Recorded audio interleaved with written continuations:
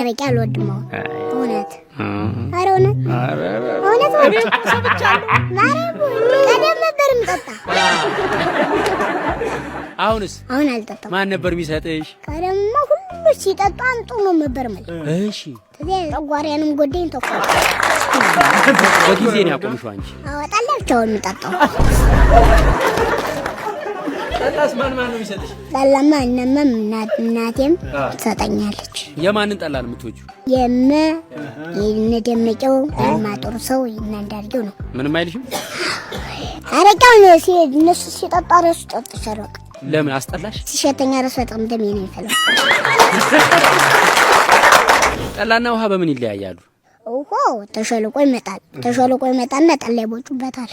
እሺ ሲቦጩበት ያ ተላይ ሆኖ ቆይና ይጣራል። እሺ ሲጣራ መጠጣት።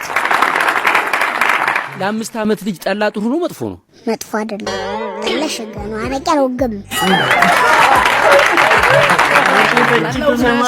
አዎ አይሰክርም። ታዲያ እኛ ከተማ እኮ ስናይ ሰው ጠላ ጠጥቶ ሰክሮ ሲንገዳገድ እናያለን።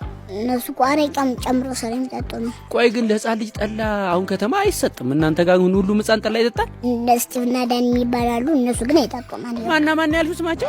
እስጢፋኖስና ዳንኤል ነው ይባሉ አሉት። ንጹህ አረቄ ቡና ሁሉን ነገር አይጠጡ። አንቺ ቡና ትጫለሽ? አዎ ከማን ጋር? ተማጥፎ ቤቱን ሲፈለጥ ጣሉ። እማጥሩ ሰው ደህና ናቸው? ደህና ናት። ከብቷ እንዴት ነው?